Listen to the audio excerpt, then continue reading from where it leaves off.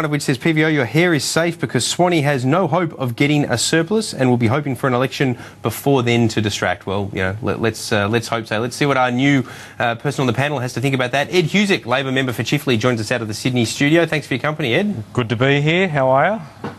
Good. You'd be pretty confident my hair's safe, wouldn't you? Privately, don't think there's any chance one's going to get back to surplus? No, I reckon I'll be interested to see how that works out for you, because... You'll shave your head if he doesn't get there? Yeah, it'd probably be an improvement for me. But I reckon... So was that a commitment? I just want to know whether this is a carbon tax commitment or not. You'll shave your head if he doesn't get us back to surplus? Look, unless it's in writing, I'm just going to use the... unless my promise is in writing, you can't rely on it. I'm using the Abbott defence. But I think you've been harsh on this whole issue about the surplus, because I've watched you talk about this previously. I don't think there have been too many governments, Peter, that have had to cop $150 billion of revenue tanking and still get to the position where we're at and make our commitments. And obviously... Half the reason that the revenue is tanking is because of the sovereign risk that you guys are creating with all your policy changes, surely. Oh, yeah, no, so what, you're pinning Europe on us, are you? Or is that... Oh, but, you know, Europe, schmeurope, like at the end of the day, the uncertainty surrounding the mining tax and, you know, levels of investment, I mean, surely that's a factor. Oh, give me a break. I mean, we've got, what, $450 billion in investment that's getting ready to rock and roll in terms of within the economy itself. 4.9% unemployment, inflation contained, and interest rates going the right way but could go further. And you look at what's happening in Europe. I mean, I'd hate to imagine what political discourse would be like in this country if we had 20% unemployment, like what Spain has. Ed, nobody can argue with the fact that you guys got dealt a tough run in terms of the global economy. I'll accept that. But the $150 billion write-down, at least in part, comes back to the fact that Treasury has been overly optimistic in its forecasts. So the $150 billion write-down is based on forecasts, which, frankly, in my view, were over the top. If they'd been more realistic in their forecasts, you wouldn't be able to crow about the excuse of the $150 billion write-down. No, look, mate, I don't accept that either, because, you know, you look at who would have predicted that the US would be in the situation where they have credit downgrades, where Europe goes up and down, and now we've got the UK in double-dip recession.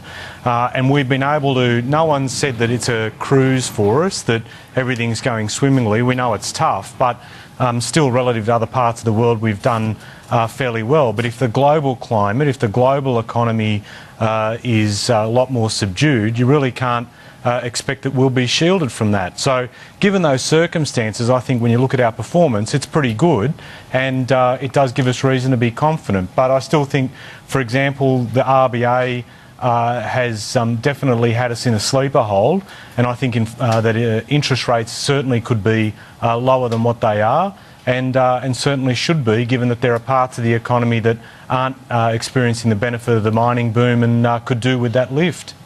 And no doubt when they go down, your government will take credit for it. But let's just change tack to the issue of Craig Thomson. Now, Paul Howe's prominent union official has come out today and yesterday and made the point that blind Freddie can see that the government's treatment of Craig Thomson is different because of the fact that they're in minority government than it would be were you in majority government. Do you agree with him on that? Oh, look, I mean, it's easy for Paul to make that comment from his position, but what we've tried to So you agree, but from your position you can't agree? No.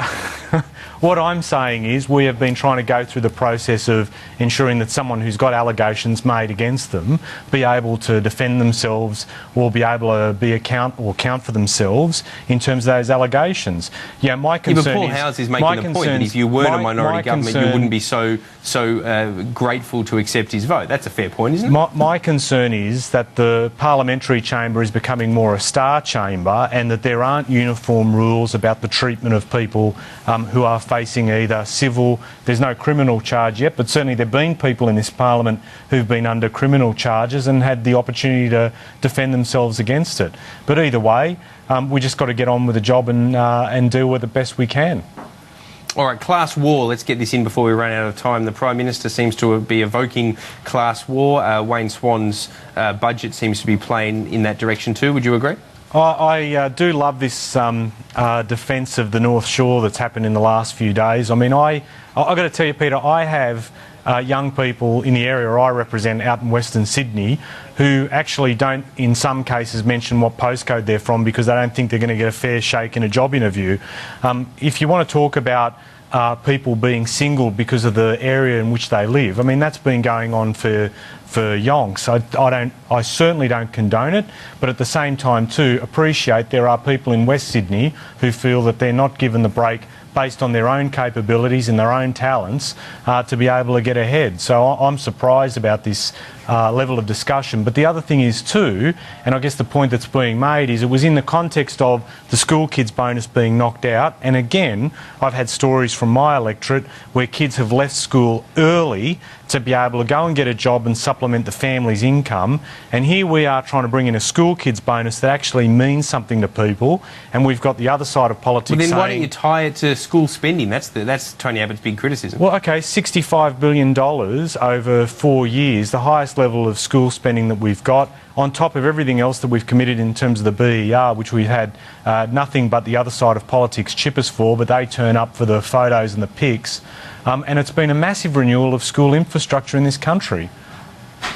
All right, we are out of time, Ed Husic. We'll do this again in the weeks ahead, I'm sure. Thanks very much for joining us on Showdown. Good on you. Thanks for having me on. And thank you for your company as well. We are out of time. I'll see you again at this time slot next week. Be sure and tune in on Friday for Contrarian. See you then.